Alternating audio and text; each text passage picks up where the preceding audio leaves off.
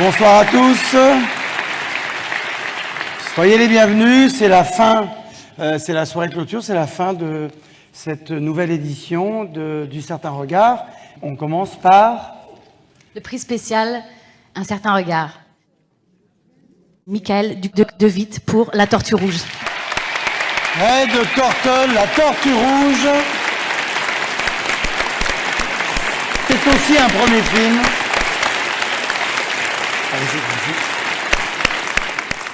C'est un film qui est vraiment fait avec le cœur, non seulement de moi, mais avec toute l'équipe. Merci beaucoup.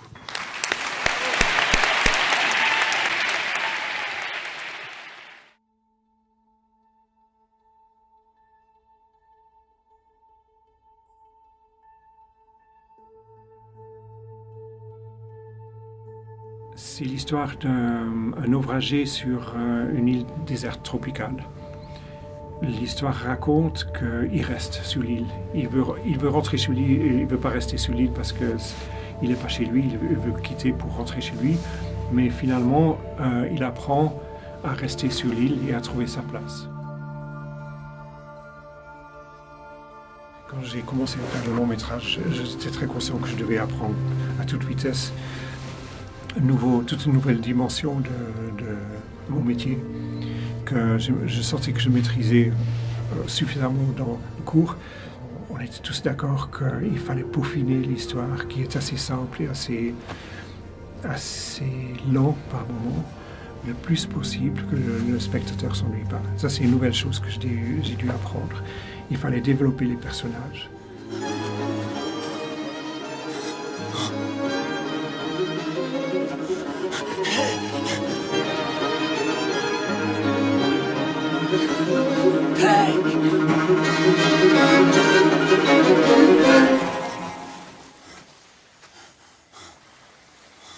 Il y avait un peu de dialogue dans le film, au tout début, dans mon scénario, parce que j'étais convaincu que le film en avait besoin pour la clarté de l'histoire, surtout pour la clarté plus fine de l'histoire, mais aussi pour avoir un peu plus d'empathie avec les personnes.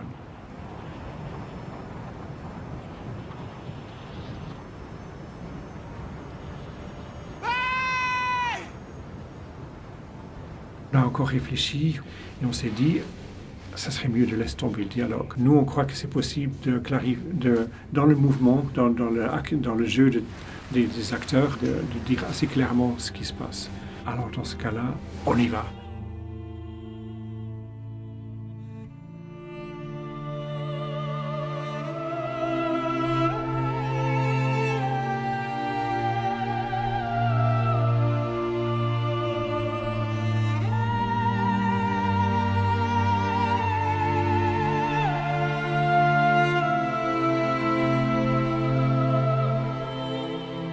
Au début, j'ai dit au compositeur, pas de voix, donc pas de chœur ou pas de voix solo, parce que je me disais, ça va être un peu en conflit avec l'idée de la solitude et l'absence d'être humain.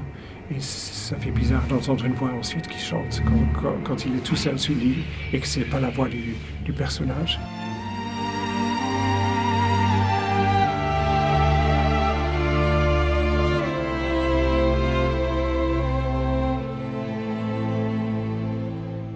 Quand il m'a raconté le film, je veux dire, à partir du moment où la femme apparaît dans le film, ça me paraissait évident qu'elle prenait vraiment le lead.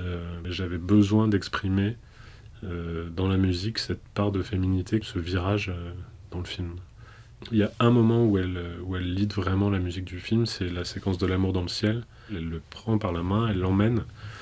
Et j'avais envie vraiment qu'à ce moment-là, on soit là-dedans, quoi, dans cette prise de décision de cette femme, et ça me paraissait évident que, en tout cas, même inconsciemment pour le spectateur, que ça puisse les amener vers ça. Ce que j'ai appris avec Père et Fille, je l'ai retranscrit dans Tortue Rouge, mais avec Père et Fille, j'avais des idées très précises, je connaissais la musique, et je sentais déjà que c'était sous contrôle. Avec la Tortue Rouge, je sentais moins le contrôle, je voulais plus que le compositeur me propose des choses. Et ce qu'il a fait, il a très bien fait.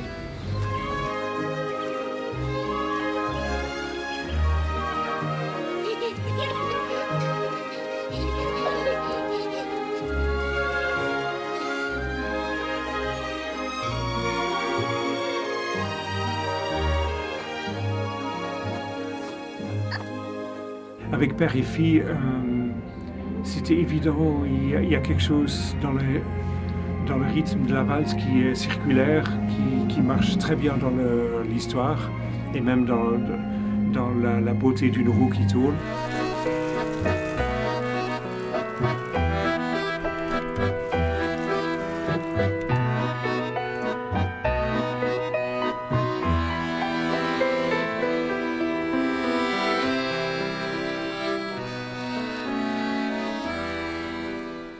Laurent Pérez-Delmar, le compositeur de La Tortue Rouge, a tout de suite compris que ça marcherait pour La Tortue Rouge aussi, sans vraiment être la valse où il y a tout le monde qui danse, mais que c'est à la racine de la musique. J'imaginais le bruit des vagues, le ressac, etc. Et ça m'évoquait comme ça quelque chose qui tourne, qui roule. Et donc le ternaire, ça m'allait très bien.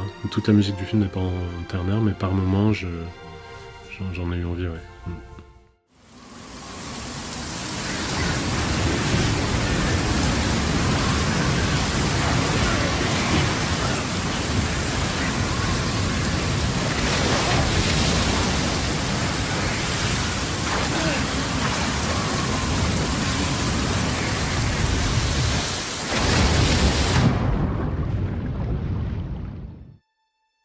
La plus grande raison des choix des sons, c'est que moi je suis très nature et je suis très dans l'essence. J'aime sentir la nature, le voir, l'entendre, sentir l'odeur, le toucher. Et je voulais recréer ça dans le film. Donc la beauté d'un bruit, d'un ressac sur la plage, qu'on entend tout le temps dans le film par exemple, était fonctionnel, mais était aussi, ça a son propre rythme, ça a sa propre beauté. Je voulais jouer avec ça. Toutes les percussions qui sont jouées dans le film, à part les percussions d'orchestre, timbales, cymbales, en fait ce sont des feuilles de bambou. Tous les bouts de bois que vous entendez, ce sont des bambous que j'ai coupés à la bonne taille pour avoir des notes et sur lesquels j'ai tapé pour essayer d'obtenir le son que je voulais. Et comme il y a énormément de bambous sur cette île, ça me permettait aussi, comme ça, inconsciemment, j'ai eu le sentiment d'arriver encore mieux à intégrer la musique dans l'environnement naturel de l'île.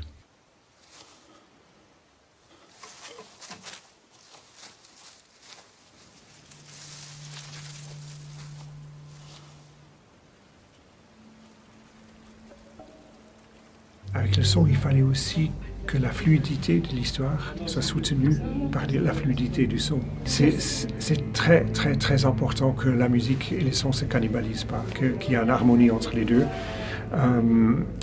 surtout quand c'est subtil. Il y a une séquence dans le film où il y a c'est de nuit, il y a les petites tortues qui naissent et qui partent au large.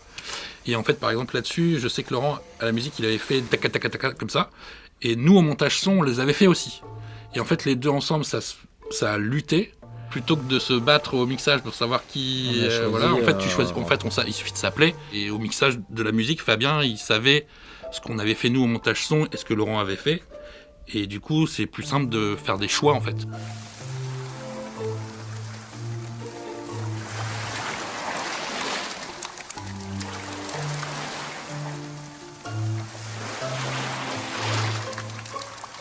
On essaye d'accorder, si on peut dire. C'est ça en fait, hein. Ouais, tout simplement.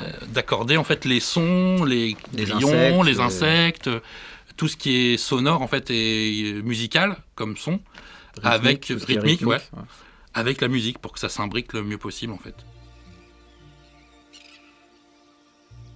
S'il y a un instrument très haut dans la musique, une flûte, et si en même temps on voit des oiseaux qui font un son, qui font un petit chant très haut, la flûte et le chant d'oiseau peuvent avoir un petit conflit, ça fait trop la même chose, ou même les fréquences ne vont pas bien ensemble. Alors il faut baisser le son des oiseaux, ou il faut baisser la flûte, ou faire une sorte de harmonie entre les deux.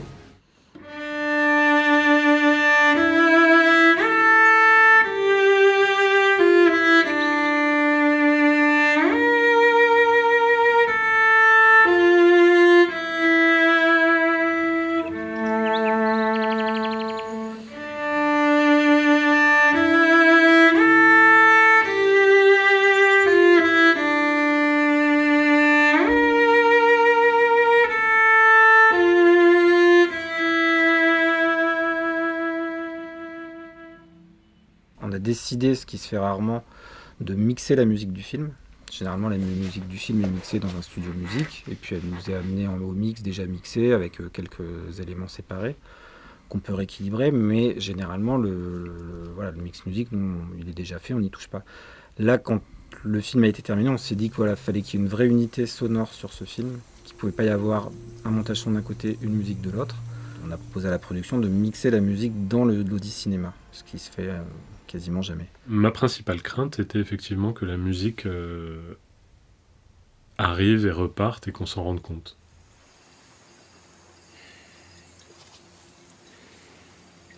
Les entrées et sorties de musique, on les sent pas vraiment arriver et pas vraiment partir, puisque l'idée c'est que les choses au bout d'un moment se transforment et se mixent vraiment entre elles. Et ça ne peut se faire que si les sons sont accordés entre eux. En fait, on a essayé de faire le montage son aussi musical que la musique. On ne sache pas finalement sur certains passages si on entend de la musique ou du montage Exactement. son et qu'on entend juste du son.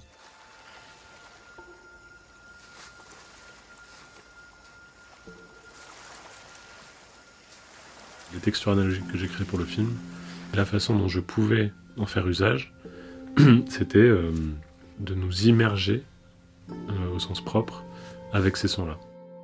Ce sont des sons dont j'ai trouvé la base dans un vieux synthé des années 70. Et ensuite, je l'ai amené vers cette texture aquatique. Parce que c'est vrai qu'on entend en permanence le ressac, on est vraiment en contact de l'eau en permanence sur cette île. Et donc ça paraît peut-être un peu basique, mais moi ça me paraissait évident que ça pouvait marcher.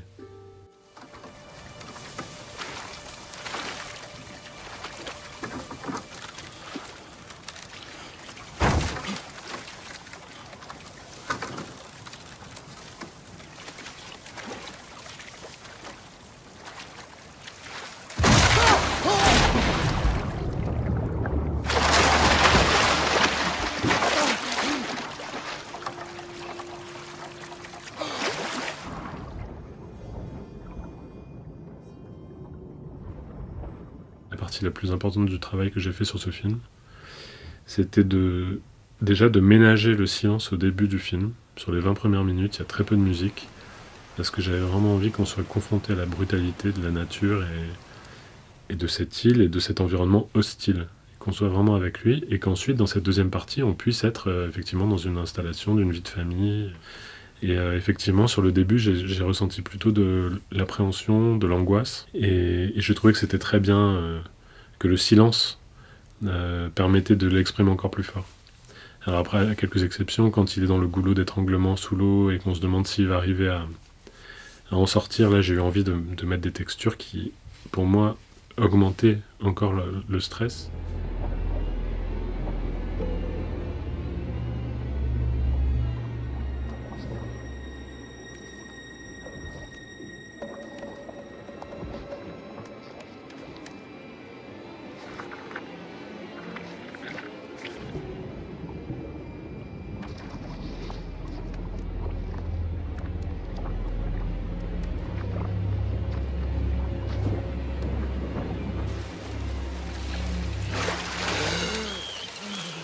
Il y a quand l'enfant tombe.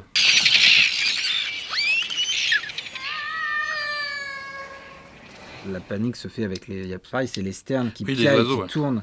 On donne un côté très, très angoissant avec ces sternes. Une fois qu'il est sous l'eau, pareil, on a créé un truc. Et là, on fait le travail inverse, qui n'est pas du tout angoissant. C'est qu'une fois qu'il tombe sous l'eau, finalement, le son permet de dire qu'il va s'en sortir.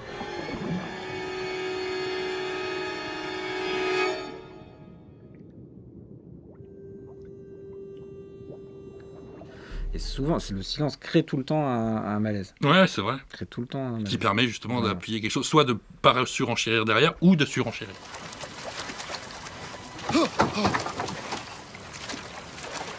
Sur la séquence du radeau où justement il attend la tortue, par exemple, on crée un faux, comme avant le tsunami, on crée un faux silence.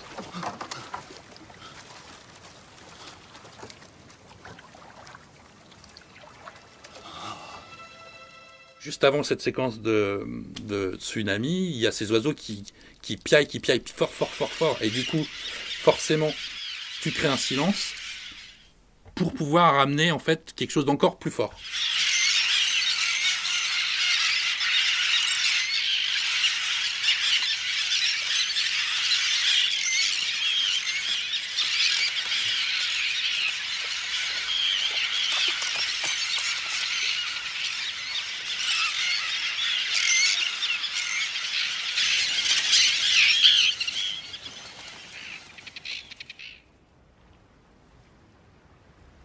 silence avant le tsunami, c'est mettre en valeur l'extrême bruit et l'intensité du tsunami. Mais j'en avais entendu parler, ce qui se passe avant le tsunami, c'est d'abord que la mer se retire. C'est donc l'opposé du tsunami qui se passe d'abord.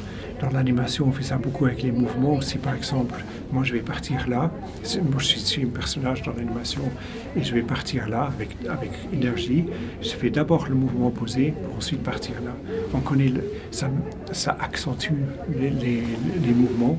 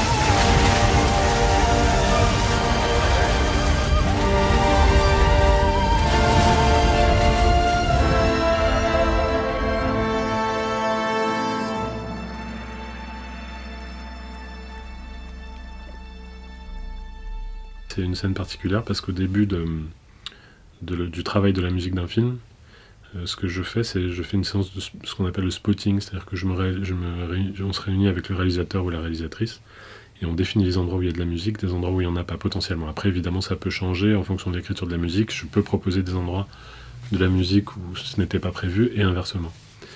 Et précisément sur cette scène du tsunami, Michael m'avait dit qu'il ne voulait pas de musique. Un tsunami a tellement de bruit que c'est déjà une musique en soi. On peut vraiment jouer avec le son d'un tsunami. Alors, c'était évident pour moi qu'il ne faut pas mettre de musique en plus. Le son du tsunami et la musique. Et donc, quand j'arrive à cette séquence de tsunami, je me dis, il n'y a pas de musique. Et donc, je la visionne quand même pour savoir ce que je vais mettre ensuite. Et en fait, j'ai eu envie de rajouter une dimension romanesque à cette séquence. Et elle était très violente au niveau du montage son, etc.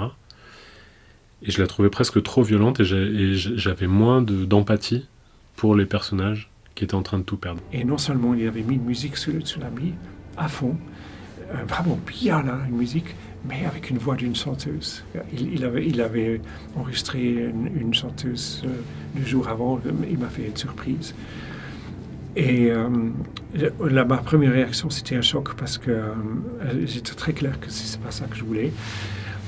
Mais ensuite, j'ai écouté plusieurs fois et la chanteuse a très peu d'ego, donc on ne sent pas qu'elle projette sa personnalité, mais qu'elle est un peu comme un instrument très pur. J'ai eu envie de mettre cette musique, évidemment pas une musique de film d'action qui aurait paraphrasé ce qu'on voit déjà à l'image, mais j'avais envie de rajouter une dimension émotionnelle, sentimentale à cette séquence. Et donc je l'ai écrite et effectivement je l'ai écrite immédiatement avec ce concept de ce jeune garçon qui est en train de tout perdre et donc avec cette voix lyrique et dans la musique du film. Mais la musique ajoute une ambiance supplémentaire qu'on ne voit pas. Donc c'est pas une musique descriptive, mais c'est une musique qui ajoute un nouveau caractère au tsunami. Et ça, j'avais pas pensé à ça. Et je trouvais ça réussi, donc on l'a gardé.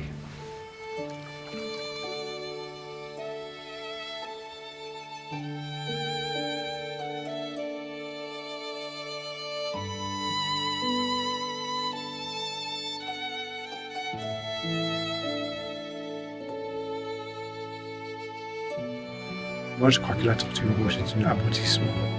Ce que j'ai fait avec les courts-métrages, ça n'aurait pas pu être soutenu par un long-métrage.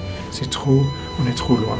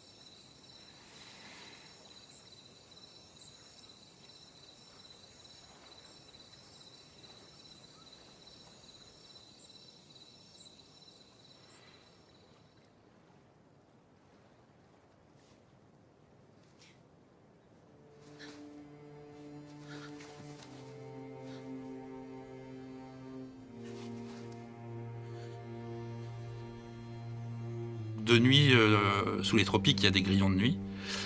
Et tout bêtement, alors c'est une idée toute bête, hein, mais à partir en fait, on coupe les grillons au moment où il décède.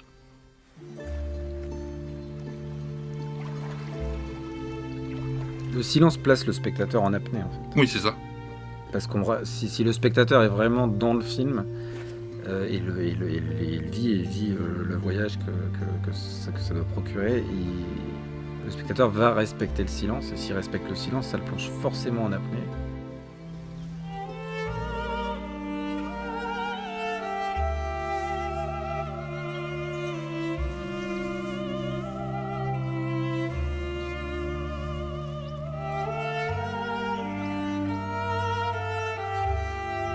Dans Père et Fille, j'ai découvert à quel point je trouve l'émotion, cette émotion de nostalgie ou de tristesse, à quel point je la trouve belle. Et de pouvoir exprimer ça dans un film, ça c'est une grande joie, une grande joie.